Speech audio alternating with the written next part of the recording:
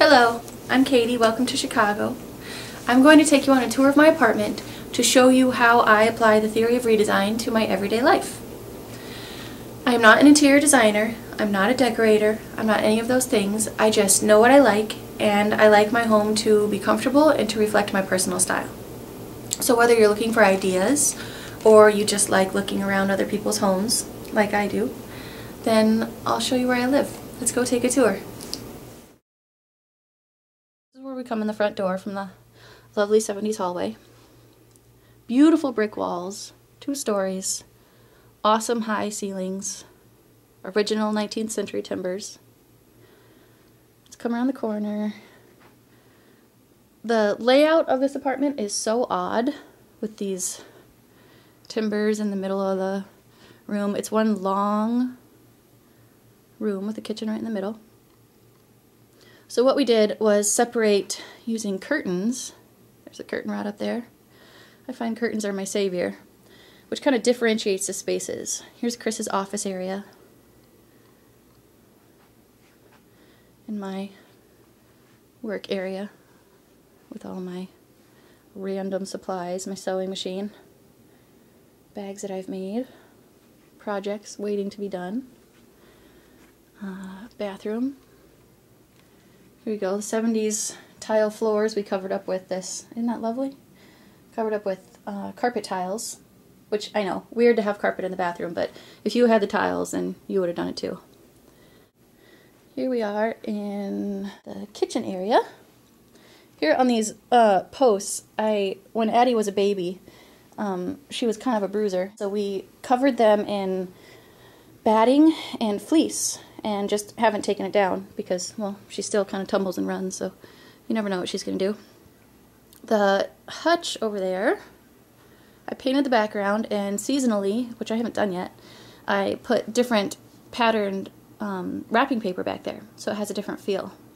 Just some of my favorite things I like to look at, teapots, and I have a thing for cake stands and birds, so I have all kinds of cake stands and birds in there. I always like to do a little centerpiece, so just some greenery and leaves and acorns, etc. Show you my kitchen table. Never eat more than you can lift. I find it applicable to most people. Oh, here's a thing I really like to do. Change the knobs on your furniture. It takes it from a standard piece to something really personalized. Just a standard galley kitchen, you know, not very nice. Again, something I learned from my mom. Lamps just warm a place up so much, make it feel not so sterile. Not like this kitchen could ever feel sterile. Little utensils on the wall project that's on the website. A thing for apothecary jars. Finally put them on a tray because it just felt haphazard having them randomly out. So here we come. Here's Addie's area with her kitchen and her bookshelf, the little birds and the painting project, the Shakespeare lampshades, and my wall of art. Photos, photography from friends. There's one of my paintings. Pillowcases. I have obviously this season I have a thing for plaid. I wanted to mix my plaids. The red one has the gray on the back. I obviously make lots of pillowcases. Here's another use for curtains. That corner back there has, that whole corner is full of yellow insulation poking out of the wall. So my solution was to pop up a red velvet curtain. In the spring and summer it's spring green. This little area, the flowers changed seasonally. I obviously have a thing for that. This wall will have 4 prints from the spray paint project. When I originally put them up they were green, and I have since painted them gold, and they haven't gone up yet. Curtains go pretty high up. I think it makes you pay attention to how tall the ceilings are. I like having these little lamps hanging everywhere. Diapers in there. Don't need to see them, I don't think. Fireplace. That's changed about 800 times since we've lived here. What's on there? This chair has a different cover for it, seasonally. I like this black and white one. I like mixing patterns and textures.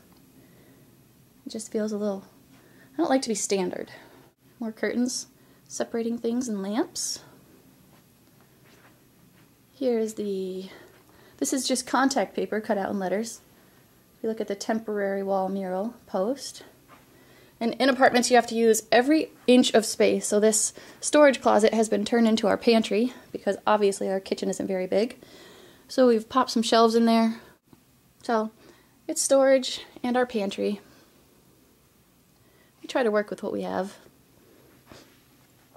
And back towards the front door. There's our little shoe cubby, trying to teach Addie to put her stuff away. And her mommy and daddy sometimes have issues with it too. You gotta see this view. I love looking up at how cool these ceilings are. Here's my little gallery up here, all my paintings. Well, not all of them, but some of them. And we're upstairs. There's one of springtime, couple of springtime paintings. That one doesn't have a home right now. And our bedroom. Again, awesome ceilings. It's pretty big. Obviously worked with the blue and neutral theme in here. Couldn't bring myself to cover any of that brick up because I love it. I have to really restrain myself from covering every inch of every wall with something. That's one of my downfalls, I think.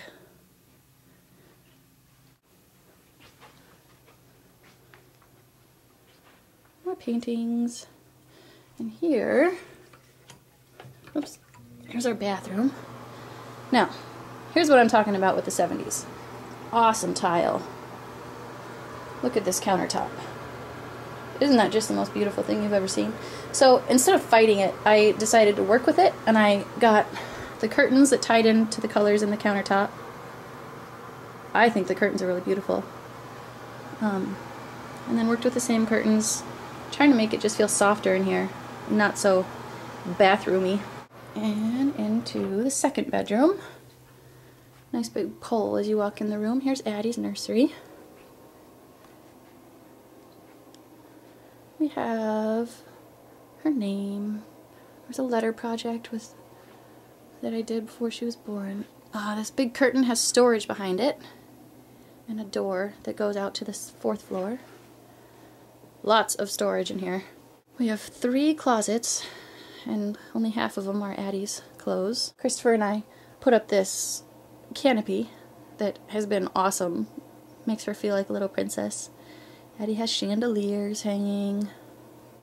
And the alphabet project, I spent a lot of time on that before she was born. And the R has been missing for about a year now. That's probably good for her development. Okay, so you've seen where I live and how I decorate. And now it's time for you to do your own home. It's important to pay attention to your space before you do anything.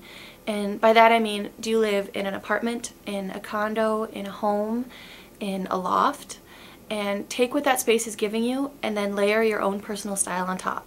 That I have a 19th century building that was converted into apartments in the 1970s. So I have the high beamed ceilings, the brick walls, and then 1970s decor on top of that, like the tile and the kitchen, things like that. And so I have to take what I'm given and then work on top of that and layer my personal style on top.